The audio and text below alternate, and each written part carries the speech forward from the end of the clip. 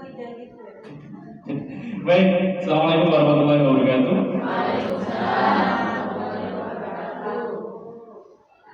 Mohon izin Bapak Ibu, hari ini adalah kegiatan kita untuk pemaparan budaya positif. Pertama, marilah kita puji syukur kepada Allah Subhanahu Wa Taala. Salawat dan salam kita aturkan ke junjungan Nabi besar Muhammad SAW.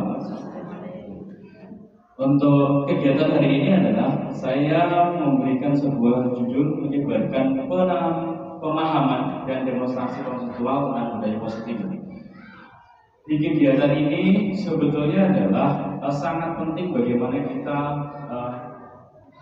memberikan bimbingan, kita memberikan tuntunan, kita menuntun murid untuk menjadi seorang murid yang mempunyai budaya yang positif.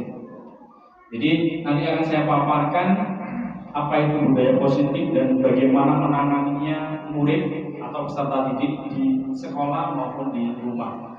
Jadi nanti di sini adalah tidak hanya guru saja yang menangani murid di sekolah, tapi wali murid di rumah juga sebagai gurunya.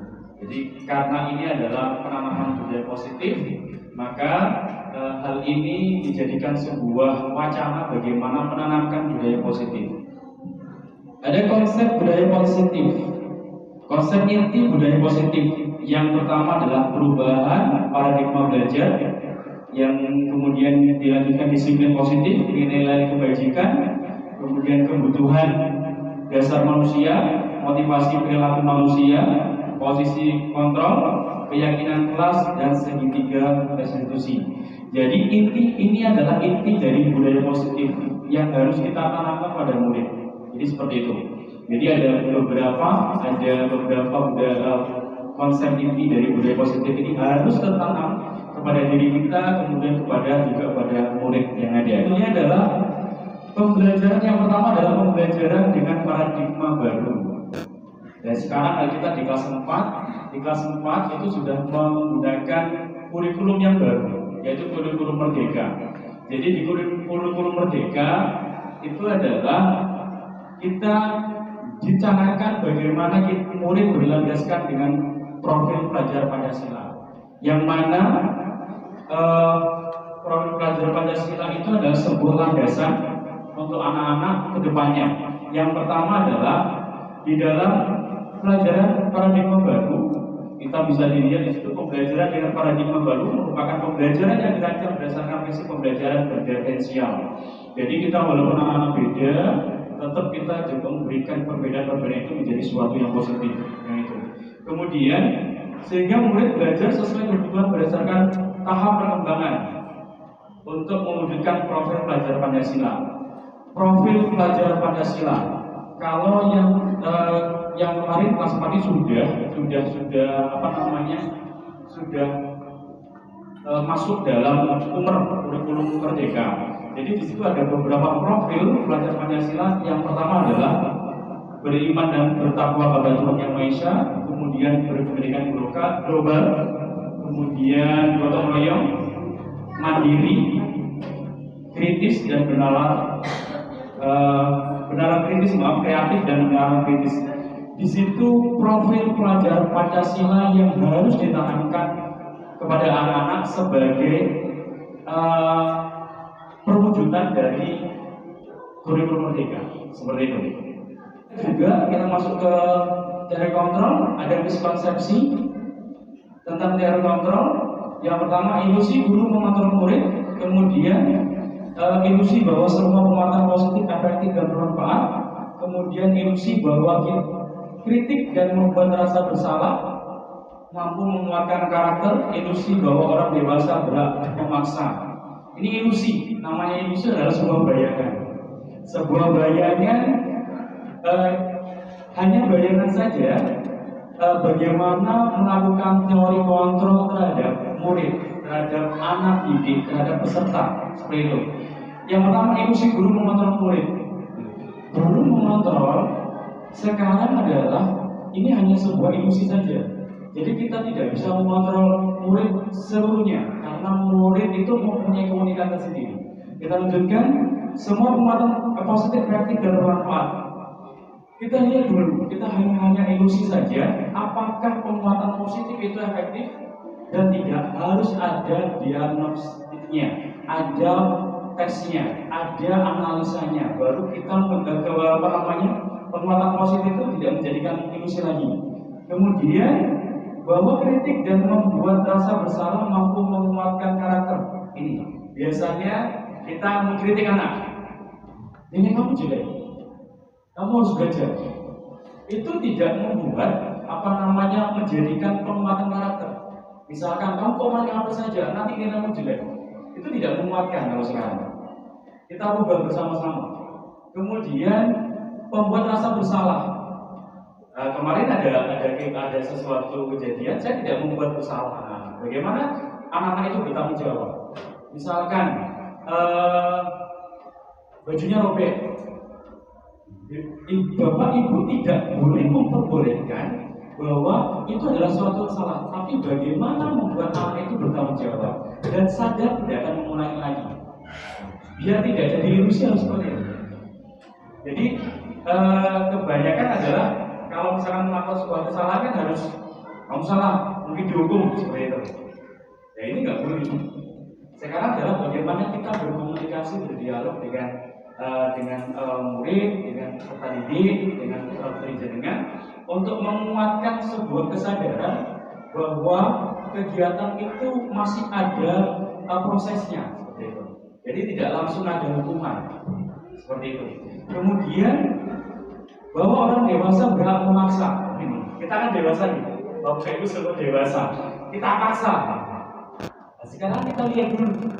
Misalkan tidak bisa matematika, kita paksa. Kamu harus hafal, kamu harus ini, seperti itu.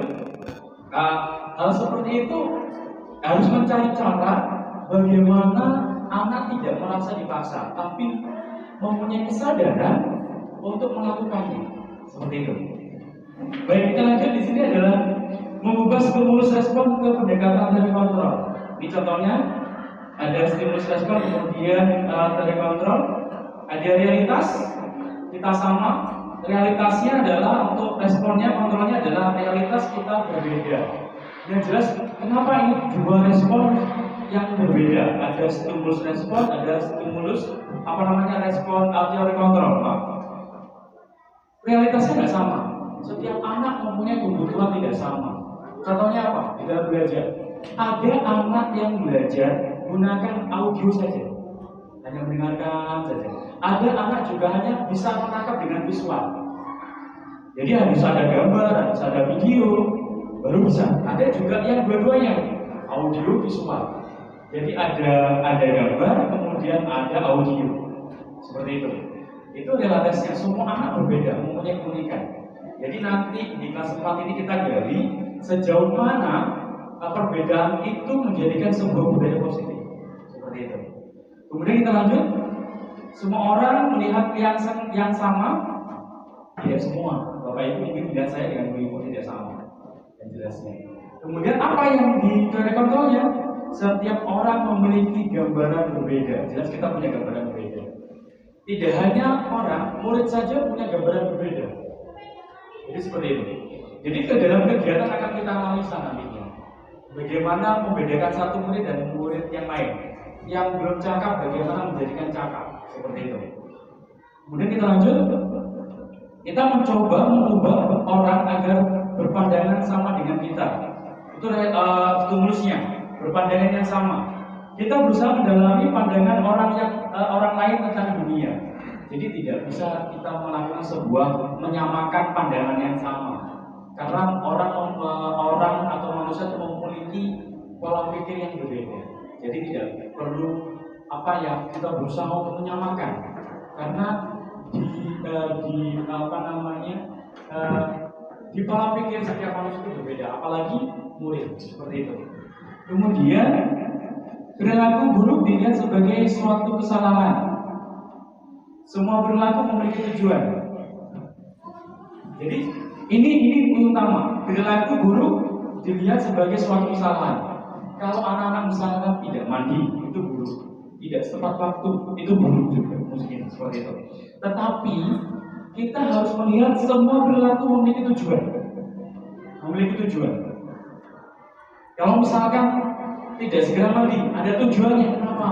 Mungkin masih dingin, mungkin masih pengen main lagi, mungkin ada beberapa kemungkinan di situ. Jadi tidak melihat suatu kesalahan.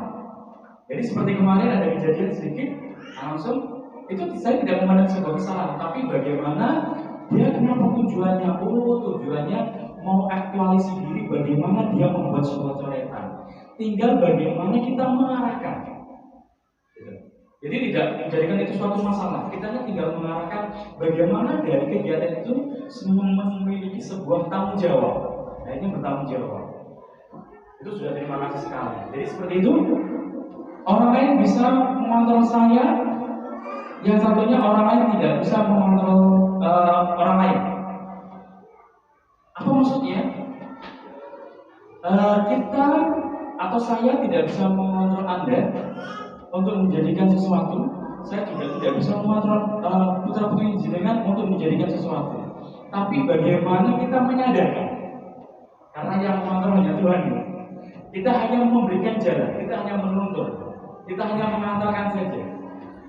Di situ ada kekuatan Allah yang bisa mengontrolnya. Jadi kita hanya menuntun. Tapi dengan cara bagaimana kita masuk kepada murid, bagaimana cara kita masuk kepada putra putri jenengan. Seperti itu.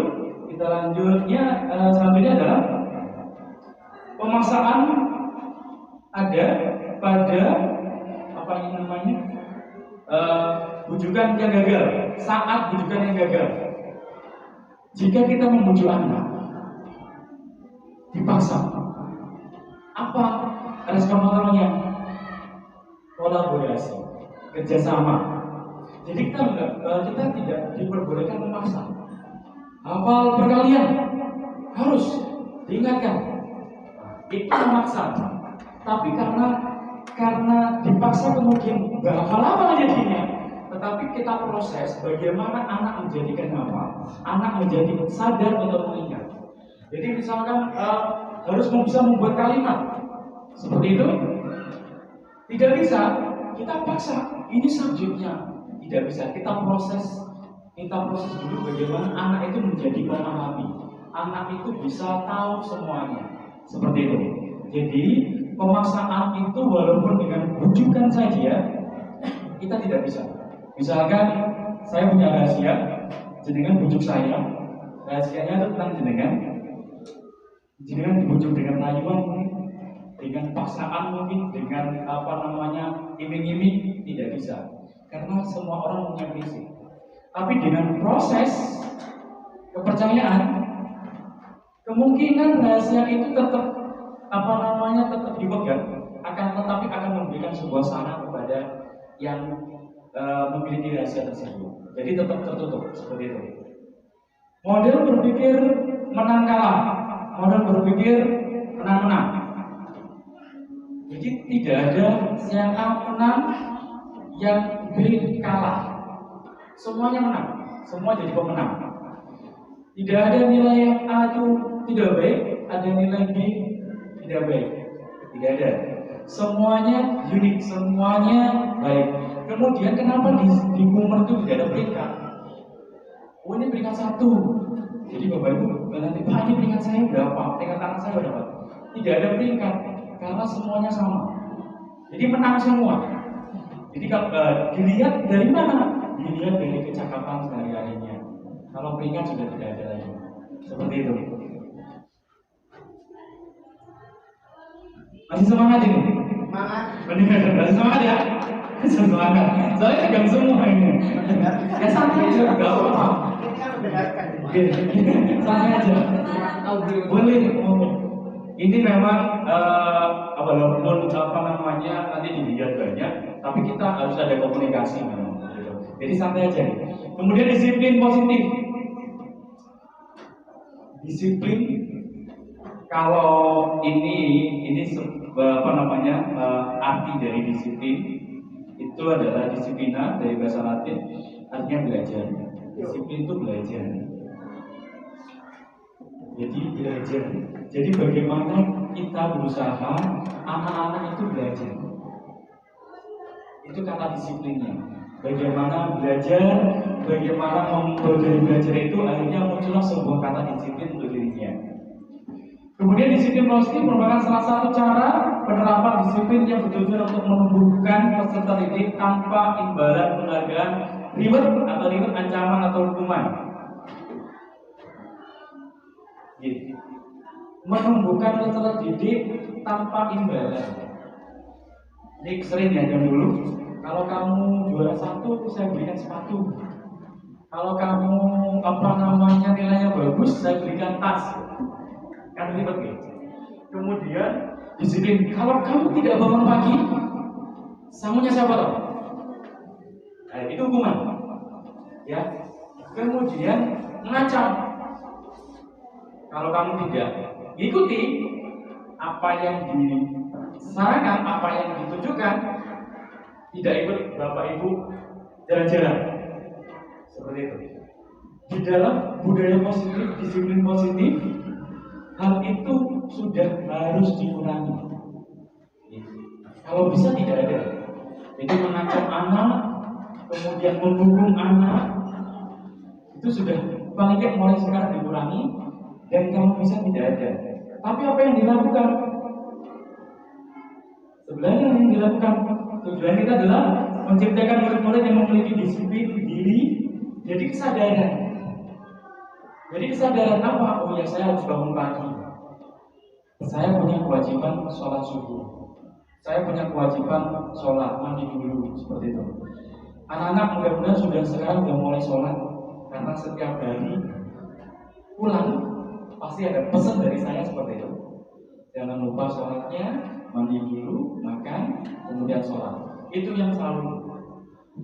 Nantinya itu awal bagaimana membentuk disiplin positif ini tertanam kepada putra putrinya. Kemudian nanti ada kegiatan ngaji juga untuk menumbuhkan disiplin positifnya. Seperti itu. Nanti ada lagi apa yang puncaknya biar anak-anak mempunyai disiplin positif secara sadar. Nanti ada. Saya lanjut. Ini ada nilai-nilai kebajikan. Nilai-nilai kebajikan ada profil Pancasila. Tadi ada firman bertakwa, berakhlak mulia, berkebinekaan global, gotong royong, mandiri, kreatif dan bernalar kritis. Kemudian itu berikutnya ada dari PYP, itu adalah nilai kebajikannya ada toleransi, rasa hormat, integritas, mandiri, menghargai, antusias, empati, keingintahuan, kreatif, kerjasama, percaya diri, dan komitmen. Dari selanjutnya ada keterampilan hidup atau life skill. Ada dapat dipercaya, lurus hati, pendengar, yang aktif, tidak merendahkan orang lain, dan memberikan yang terbaik dari diri. Ini adalah nilai yang kebajikan yang harus kita tanamkan kepada murid, kepada putra putri yang ada jenengan. Yang pertama, profil belajar Pancasila, beriman dan bertakwa. Kita sebagai guru di kelas 4, bagaimana menanamkan ini kepada putra putri jenengan? Kita tata dulu karakternya dengan kebajikan ini. Jadi misalkan pelajarannya masih bertahap, tapi karakternya dulu ditanamkan. Karena ke depan di kurikulum Merdeka itu bagaimana menanamkan karakter yang utama. Baru kita masuki dengan pelajaran-pelajaran. Kalau karakternya sudah bagus, sudah mereka menyadari, maka kita tanamkan dengan kebajikan-kebajikan ini. Mereka akan menyadari bagaimana cara belajarnya. Seperti itu. Jadi nanti ada toleransi antara teman, saling menghormati, kemudian juga yang utama adalah dipercaya. Yang pertama yang selalu tanamkan adalah jujur. Apapun itu harus jujur. Seperti itu. Jadi untuk membangkitkan anak itu dapat dipercaya. Seperti itu. Ini nilai-nilai kebajikan yang harus kita tanamkan bersama. Tidak hanya guru yang menanamkan, wali murid juga harus menanamkannya. Kebutuhan dasar manusia. Kebutuhan dasar manusia berarti putra putri kita juga butuh kebutuhan dasar ini. Kebutuhan dasar manusia adalah segala sesuatu yang kita lakukan untuk mendapatkan apa yang kita inginkan Seluruh tindakan yang kita lakukan memiliki tujuan tertentu dan semua usaha terbaik yang kita lakukan adalah dalam rangka agar kebutuhan dasar kita terpenuhi, kebutuhan dasar manusia. Apa saja itu kebutuhan dasar manusia? Ini dia 5 kebutuhan dasar manusia. Bertahan hidup, apalagi zaman sekarang ya. Semua manusia bagaimana bertahan hidup. Bertahan hidup dari apa? Bisa makan. Ya bisa makan, yang jelas punya pakaian, tempat tinggal, keamanan, dan kesehatan. Ini bertahan hidup. Kenapa? Yang pertama bertahan hidup. Karena modal pertama adalah bertahan hidup dan dasar manusia. Yang kedua kasih sayang dan rasa terima. Rasa diterima. Jadi kasih sayang dan rasa diterima. Rasa diterima, dipedulikan, berbagi, kerjasama menjadi bagian dalam kelompok. Jadi nanti kebutuhan dasar ini akan kita tanamkan juga kepada putra-putri jenengan sebagai sebuah dasar yang dimiliki oleh peserta didik seperti itu. Kasih sayang pasti, bapak ibu pasti sayang kepada putra-putrinya. Jadi seperti itu. Kemudian pasti peduli. Kalau nggak peduli nggak mungkin kami dibangunkan. Nggak mungkin diingatkan. Pasti ada kepedulian.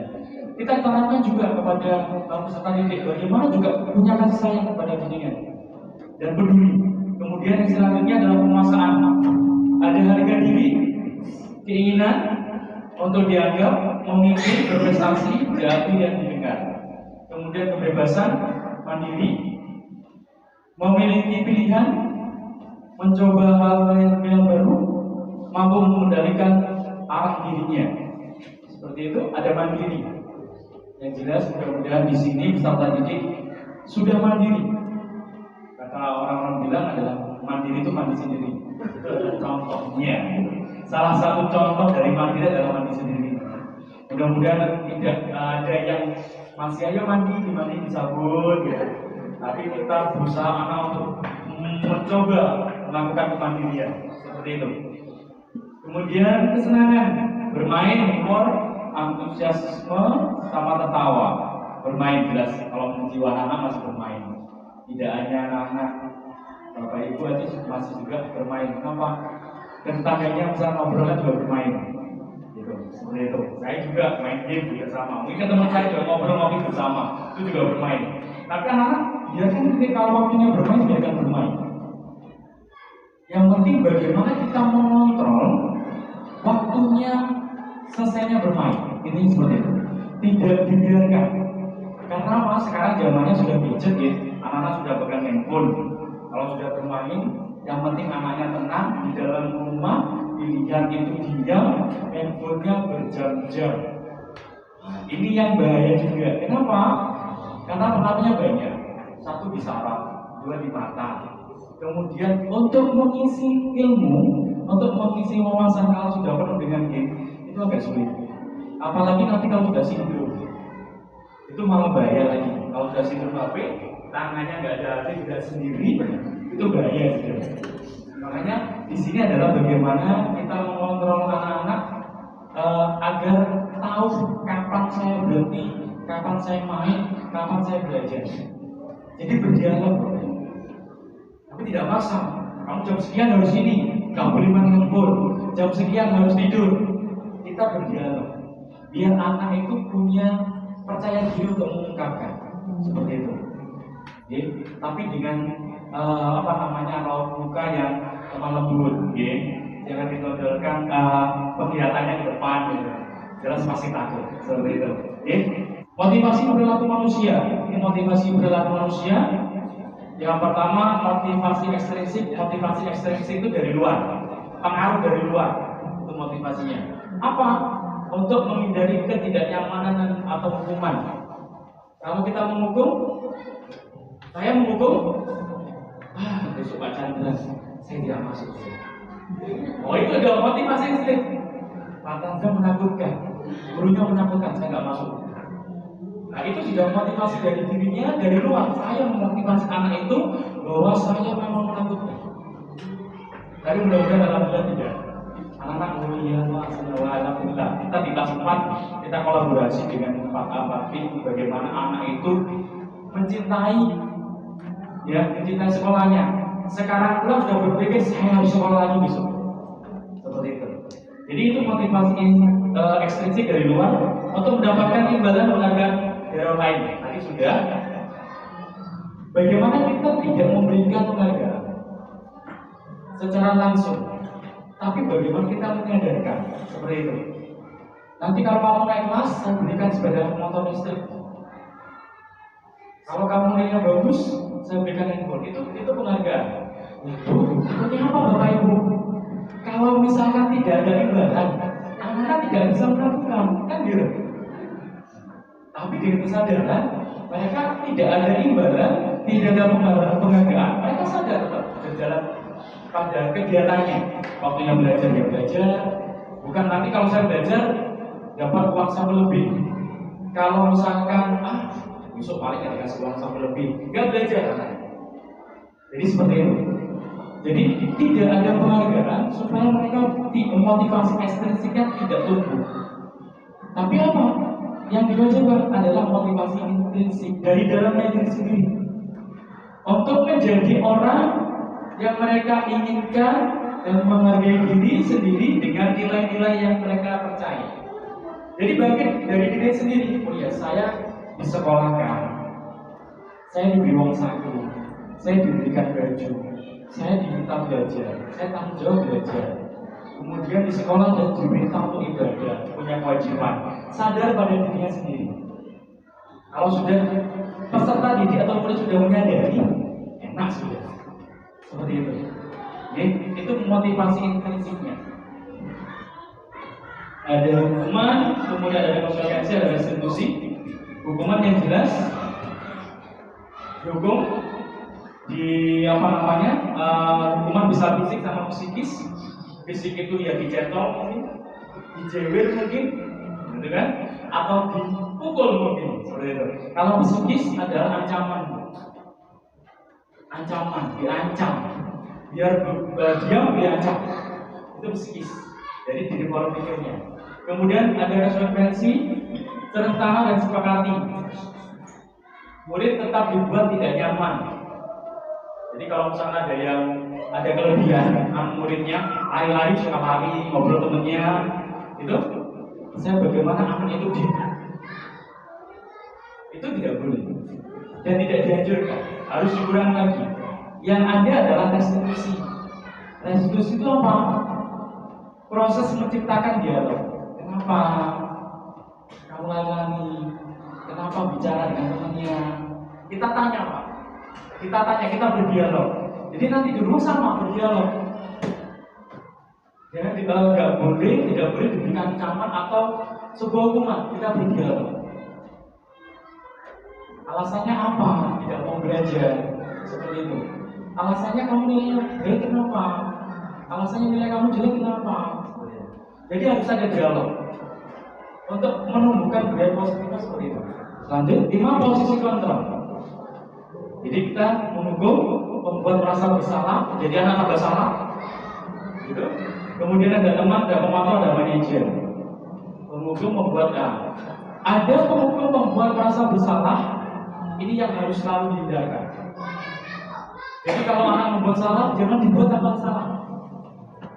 Itu tidak boleh. Kenapa? Nanti motivasi ekstrinsnya keluar. Misalkan apa? Kamu nggak sholat? Kamu nanti tidak bisa belajar. Nilainya jelek. Ayo sholat. Seperti itu. Anak, saya kok tambah salah ya? Saya sudah sholat padahal. Seperti itu. Kemudian apa yang harus dimiliki? Sifat manajer. Sifat manajer. Manajer itu apa? Berdialog kan? Saling menanyakan seperti itu. Ya, ada posisi kontrol, rasa membuat masalah, ada penghukum, itu ada contoh-contohnya. Hormat. Ini contohnya misalkan tidak memakai atribut sekolah dalam lengkap. Ada posisi ini contohnya aja. Penghukum, anak-anak suruh hormat. Itu dihukum namanya. Misalkan ada putra putri jenengan tidak memakai topi atau tidak pakai dasi misalkan. Kemudian saya perintahkan silakan hormat kepada bendera 1 jam. Itu posisi saya adalah sebagai pemukul. Jadi memukul. Kemudian merasa pembuat masalah. Berapa kali bapak ibu memberitahu kamu selalu saja mengecewakan bapak ibu. Itu jadikan masalah baru. Jadi menuduh anggapannya. Sudah diingatkan, kemudian diingatkan lagi, masih tetap. Saya kecewa.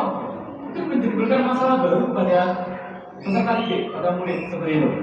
Kemudian sebagai teman, ayo dong, bahasa tenang. Bagaimana bahasa tenang itu tercipta? Ayo dong, ikuti peraturan sekolah, ikuti saran bapak ibu. Itu adalah teman. Kemudian memantau. Memantau itu lihat kamu sudah melanggar peraturan sekolah, kamu tahu konsekuensinya, kamu tahu aturannya, seperti itu. Itu sebagai memantau. Kemudian sebagai manajer, kita sebagai guru berusaha bagaimana menjadi seorang manajer. Bapak ibu juga sama di rumah. Bagaimana menjadi seorang manajer? Apa yang dikatakan? Apakah kamu tahu? Jadi membangkitkan anak dulu. Apakah kamu tahu kesalahan? Kira-kira bagaimana kamu memperbaiki kesalahanmu? Jadi anak yang memberikan sebuah pendapat seperti itu. Jadi pertanyaannya diolah lagi, apakah kamu tahu kesalahanmu? Sama dengan anak-anak yang sebelumnya, tahu kesalahanmu. Ya, jadi berdialog intinya. Supaya apa? Supaya anak menyadari dan mengetahui kesalahannya. Jadi bukan kita yang mengungkapkan kesalahannya, tapi anak-anak sendiri yang mengungkapkan kesalahannya sendiri. Seperti itu. Keyakinan kelas. Mengapa? Ada sebuah pertanyaan. Mengapa keyakinan kelas atau kesepakatan kelas? Mengapa bukan peraturan kelas? Kalau zaman kita peraturan kelas ya. Sekarang dirubah. Bukan peraturan kelas tapi keyakinan kelas. Ini sudah kita bicarakan, kita sudah berpendapat, sharing dialog dengan anak-anak kemarin. Kita munculkan keyakinan kelas, bukan peraturan kelas. Kenapa? Keyakinan kelas atau kesepakatan kelas karena untuk menumbuhkan kesadaran, motivasi intrinsiknya anak-anak. Jadi bukan peraturan kelas, tapi keyakinan kelas. Apa kesepakatannya? Kemarin kita sudah sepakat di 2 kelas ini.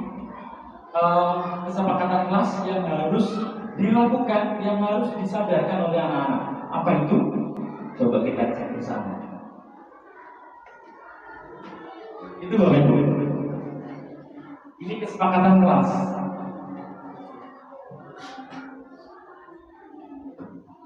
Jadi yang pertama, kedua, ketiga, ada 12 kesepakatan kelas.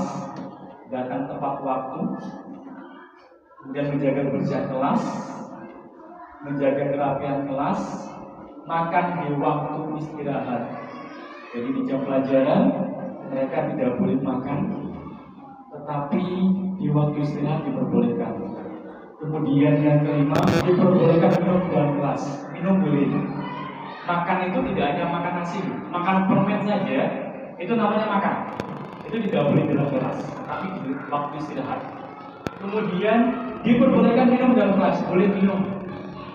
Karena sama saya juga bawa minuman, jadi sama juga minum. Pak Chandra karena Pak Chandra bawa minuman, bolehnya boleh juga aku. Karena kalau minum dimanapun kesepakatan memang minum boleh, yang makan yang tidak boleh. Kemudian saling menghormati dan menghargai sesama. Gitu. Ini Bapak Ibu juga minum sekarang. Diperbolehkan. Kalau makan nggak ada, makanya tidak diberikan makanan. Kemudian saling menghormati dan menghargai sesama. Ini sudah mulai tertanam. Jadi kalau saya sudah menerangkan, saya ingatkan anak-anak. Ada nggak kesepakatan kelas? Ada apa-apa menghormati dan menghargai? Sudah nggak bicara dengan temannya, nggak ngobrol lagi. Seperti itu. Masih ada juga yang main ganggu temannya ada. Saya tanya lagi, kita punya kesepakatan kelas? Iya. Apa kesepakatannya? Saling menghormati dan menghargai, mendengarkan lagi. Ya memang anakku.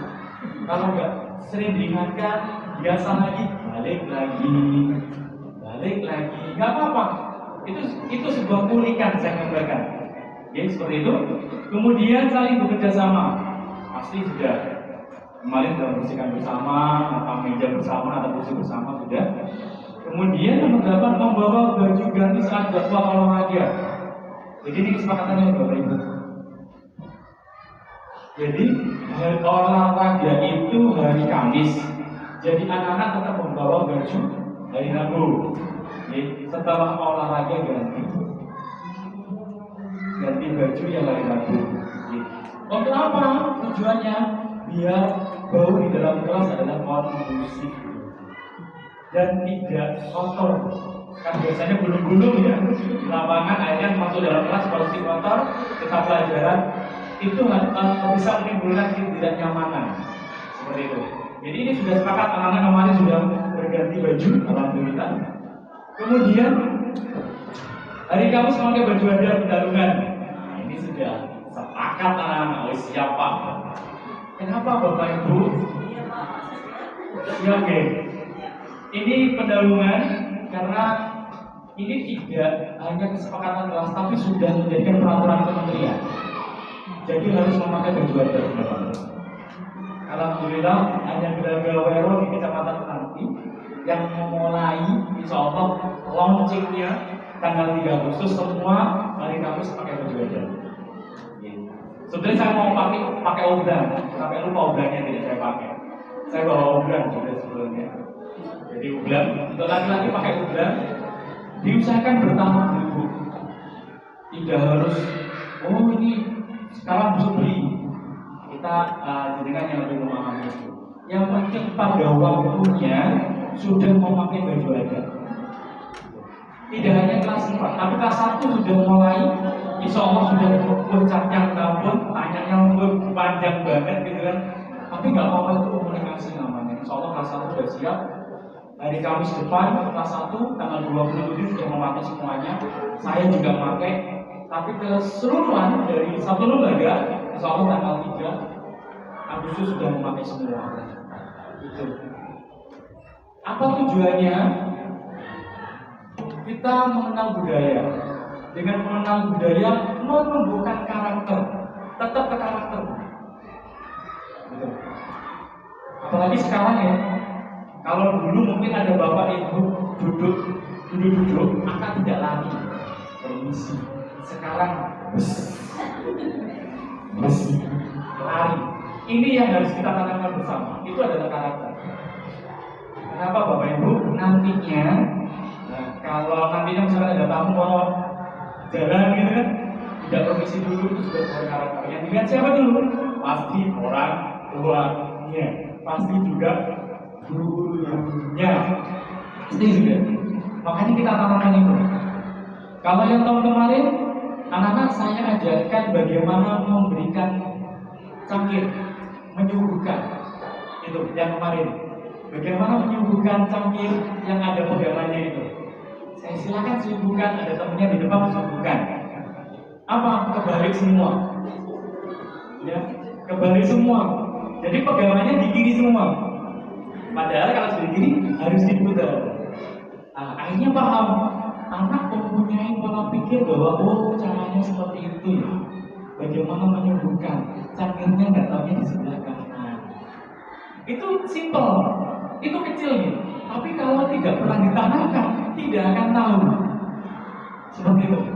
Ya, dari baju adat itulah nanti kita bertahap bagaimana menanamkan karakter-karakter positif pada anak-anak. Jadi di kelas 4 sudah program itu. Jadi jangan khawatir Bapak Ibu, kita komunikasi terus-menerus, kita saling mengisi. Kalau saya tidak tahu, monggo Bapak Ibu juga mengingatkan saya. Kita saling komunikasi demi anak-anak. Ya, seperti itu. Itu untuk baju. Semua sepakat ya? Sepakat. Alhamdulillah, sepakat. Kemudian yang 10, hari Jumat memakai busana Muslim putih. Jadi putih semua sebenarnya. Pak, kalau misalkan celananya belum ada, ya nggak apa-apa. Saya juga ingin ketemu. Ya. Yang penting sudah punya, sudah ada niatan. Kedepan itu bukan busuk putih, harus wajib. Kenapa hal seperti itu sudah dicoba dihilangkan, tapi kita dialog. kita saling mengisi. Pak, misalkan hanya atasnya saja dulu, boleh. Yang nggak boleh adalah nggak pakai baju. Kemarin juga ada yang pakai hijau, ya berarti belum punya. Yang penting ke depan disiapkan. Jadi ada kesamaan dengan yang lain. Seperti itu, Bapak, seperti itu. Disiapkan pelan-pelan. Itu nih. Nanti kalau kemarin saya tanya anak-anak punya baju TPK, punya apa? Nanti semua iya, ya sudah dipakai itu baju TPK-nya. Saya juga. Yang nggak selesai apa? Kalau tidak muat, nggak mungkin dipakai. Kan nggak mungkin dipakai. Itu aja. Seperti itu. Untuk 11 membuang sampah pada tempatnya. Insya Allah di sini nanti ini sudah dimulai oleh teman-teman mahasiswa. Nanti di sini ada istilah, mungkin ada istilahnya Lisa Cakep. Lihat sampah, cangking buang. Ada juga asa buang. Nanti ambil sampah buang. Nanti program saya di P5 itu sekolah bersih. P5 itu penguatan proyek penguatan profil pelajar Pancasila. Anak-anak untuk mengetahui bagaimana membuang sampah. Bagaimana anak itu di rumah juga memilah sampah. Nah, ini yang sering terjadi kalau ada kegiatan. Ada kegiatan di sekolah, di lapangan, dimanapun, kayak pawai obor, apapun sudah kegiatannya, pasti sampah di mana-mana. Seperti kemarin ada pawai obor di Jember sama, setelah saya lewat sampahnya sudah di mana-mana. Di sini sudah mulai di kelas ini, di kelas A dan B sudah mulai, depan kelas sudah bersih. Kalau kemarin, lumayan. Anak-anak sudah tertanam. Kelas, anak-anak ada kesempatan kelas, apa? Buang sampah pada tempatnya, satu. Itu karakter Bu. Mungkin di rumah nanti kita lakukan. Mau kotor, buang sampah. Pak, karena itu hanya untuk anak perempuan, tidak, anak laki-laki sama. Jadi sama. Saya sama Bu. Mohon maaf Bapak, saya di rumah juga Bu. Bersih. Kenapa? Berbagi kerja. Gitu. Tapi kalau Bapak itu membantu Ibu, bonusnya banyak. Ya, saja bagus Pak. Pasti bonusnya banyak. Ada. Itu pengalaman saya, tapi nggak mudah-mudahan sama gitu. Seperti itu. Membuang sampah sudah dari kami. Nah ini menyelesaikan tugas sebelum waktu istirahat. Nah ini ada satu kemarin tugas ada pelajaran bahasa Inggris karena belum selesai nulis jam berbunyi istirahat, bukunya ditutup, keluar istirahat. Setelah istirahat saya masuk, kenapa nulis? Ya Pak, saya istirahat dulu. Tepat waktu bener istirahatnya. Tugasnya nggak selesai. Tapi itu enggak jadikan sebuah masalah. Itu hanya tahap proses bagaimana anak-anak nanti menyelesaikan masalah dulu, baru istirahat. Itu. Ini kita tanamkan. Kemarin itu hanya 10. Saya tambah lagi karena ada kejadian. Saya tambah lagi. Mudah-mudahan ini jadi kesepakatan yang nanti juga diingatkan di rumah. Tidak hanya di sini. Seperti itu. Itu ada kemarin. Jadi saya senang kalau ada anak-anak yang sedikit punya kelebihan itu paling senang. Kenapa? Kelebihan itulah yang menjadikan anak lebih baik. Ya. Saya mau memandangnya kelebihan. Ya, harus berpikir positif katanya Bapak kita. Harus menjadi kelebihan. Kalau ada anak yang mempunyai kekurangan sedikit bagaimana? Tetap saya menganggap kelebihan. Tetap saya menganggap kelebihan. Jadi kenapa? Kita lihat apakah hal itu sebuah kodrat alam atau kodrat zamannya. Kalau kodrat alam, bagaimana kita menumbuhkan anak itu satu, mungkin tidak pintar. Kemudian dia percaya diri pasti. Kalau kodrat alamnya. Kalau kodrat zaman, bagaimana berproses? Saya selalu melakukan kelebihan. Karena di sebelumnya sudah saya beberapa kali menemukan anak yang punya kelebihan. Di dalam kelas melirik, terus yang dilirik nggak tahu apa. Itu kelebihan. Makanya saya komunikasi dengan orang tuanya, kemudian nggak pernah dari contoh. Sekarang sudah tidak berkurang lagi. Itu alhamdulillah. Ada lagi kelebihan apa? Ketemu saya nangis. Gurunya besar mungkin menakutkan. Padahal gurunya melankolis sebetulnya. Tapi mungkin nangisnya nangis terharu bisa. Bisa gitu? Iya. Alhamdulillah. Tapi setelah saya cek Pak, takut Pak. Oh, takut. Setelah saya cek takut, kemudian saya komunikasi dengan wali muridnya. Alhamdulillah, memang dia punya mental yang agak dulu. Ada apa ini? Oh, nggak taunya. Ya itu tadi dipaksa. Anaknya hanya bisa 5, kamu harus bisa 10. Hanya dulu. Ketemu gurunya takut duluan. Akhirnya saya pelan-pelan komunikasi dengan wali murid dengan anaknya. Akhirnya dia tertawa, poin sudah. Kemudian berani maju, poin sudah. Berani bercanda dengan gurunya, poin lagi, selesai. Jadi nanti, mohon maaf Bapak Ibu, nanti ada analisa 3 bulan. Nanti Bapak Ibu sampai lagi 3 bulan setelah pembelajaran, saya beritahu analisa anak-anak. Kelebihan-kelebihannya ini, yang harus dilebihkan yang ini, itu nanti saya beritahu semua. Jadi untuk kedepannya, sudah ketemu di kelas saya, sudah ketemu ada 4 kelebihan, ada 4 anak yang punya kelebihan. Alhamdulillah sudah ketemu, tinggal bagaimana mengolah kelebihan. Seperti itu kesepakatan kelas. Mudah-mudahan sepakat dan diaplikasikan di rumah gitu. Ada segitiga restitusi namanya. Kalau di ilmunya adalah segitiga restitusi. Apa hasilnya? Suatu proses dialog yang diajarkan guru atau orang tua agar dapat menghasilkan murid yang mandiri dan bertanggung jawab. Jadi tidak hanya saya untuk melakukan segitiga restitusi ini. Kalau ilmunya memang namanya segitiga restitusi, tapi isinya adalah bagaimana kita berdialog.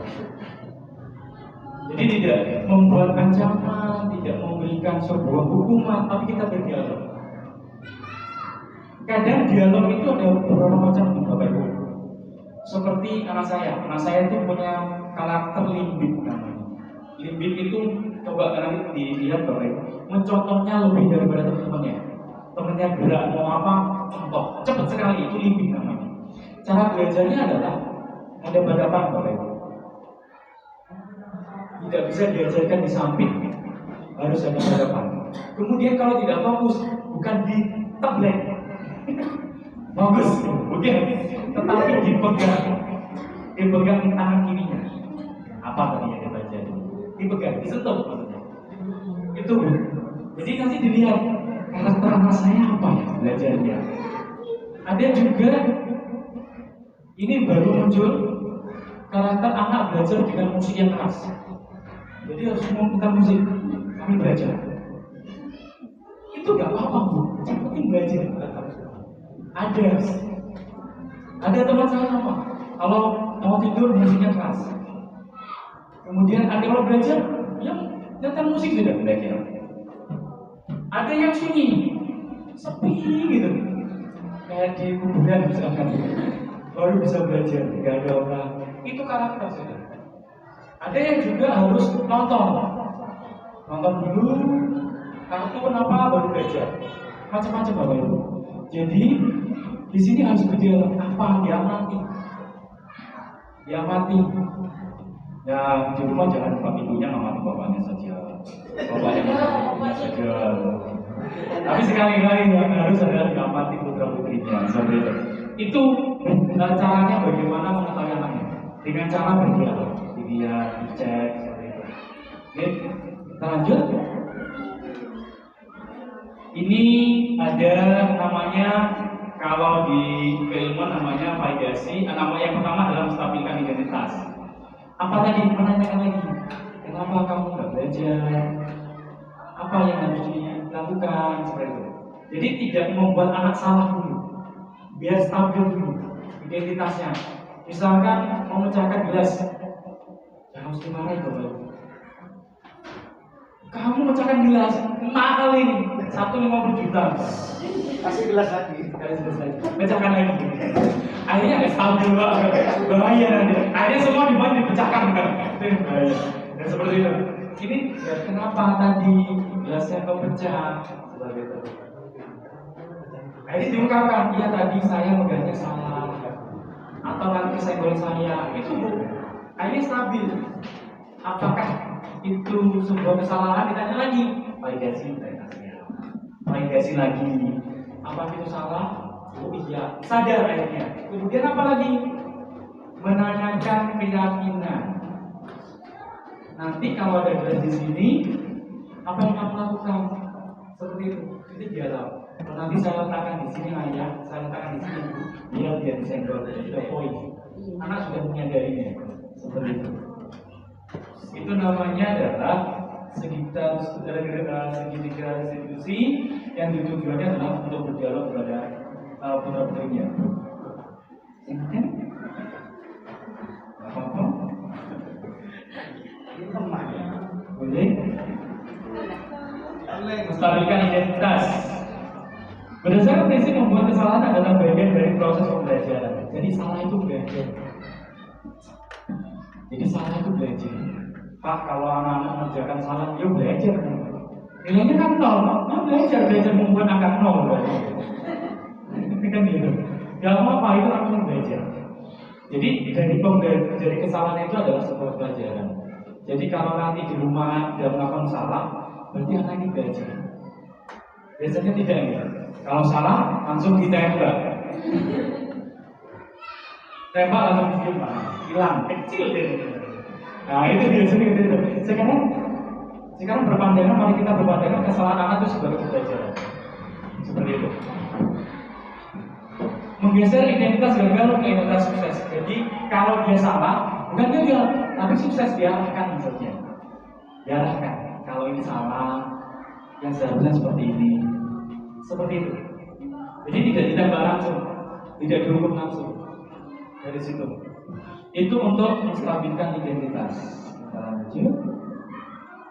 Validasi tindakan yang salah. Berdasarkan prinsip setiap perilaku berupaya memenuhi suatu kebutuhan sesuatu, guru akan bergeser. Guru dan wali murid ya. Stimulus respon menjadi teori kontrol pilihan, memenuhi kebutuhan murid akan memperbaiki hubungan dengan murid. Tidak hanya guru. Dari menanyakan seperti itu, tidak hanya kita yang memperbaiki hubungan dengan murid, tapi bapak ibu kalau sudah bisa melakukan ini, menjaga hubungan dengan putra putri. Kita tanamkan ini. Jadi ada sebuah cerita salah satu gubernur, saya tidak menyebutkan ini masa ini, itu punya anak putri. Setiap pulang kerja, sebelum pulang kerja, anaknya nunggu di depan rumahnya. Itu sudah dewasa. Apa yang dilakukan setiap hari? Dia tunggu setiap hari. Kemudian kalau bapaknya tidur, dia selalu menyelimuti itu setiap hari. Jadi seperti itu. Ini akhirnya apa? Ada rasa bahwa kesadaran memiliki orang tua seperti itu. Jadi kalau misalkan ibunya sakit, dilihat aja, sakit. Minum obat bu, tinggal main. Sakit pak, iya. Minum obat pak, tinggal main. Nah ini yang harus kita tanamkan, tidak seperti itu. Bagaimana dia sadar sakit bapak, apa yang harus dilakukan? Bapak minum obat, bapak minum susu, ibu apa lagi dan seterusnya.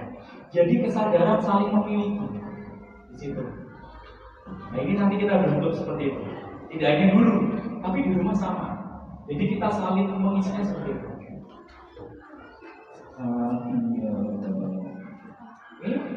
Keyakinan. Menanyakan keyakinan, murid akan diberi pertanyaan bermakna. Jadi gitu. Bermakna apa? Apa yang tadi dilakukan? Tahu nggak apa kesalahannya? Jadi kita menanyakan keyakinannya. Jadi mengungkapkan dirinya sendiri. Bukan kita yang mengungkapkan kesalahannya, tapi murid atau putra putri jenengan yang mengungkapkannya. Kita lanjut. Ada, terima kasih sudah selesai. Belum. Terima kasih. Itu pemaparan dari saya. Mudah-mudahan menjadikan sebuah gambaran baru, wawasan baru Bapak Ibu ke depan terhadap putra putrinya. Dan saya juga akan menanamkan dan menuntun putra dan ibu seperti itu juga. Terima kasih. Bapak Ibu, saya wassalamualaikum warahmatullahi wabarakatuh.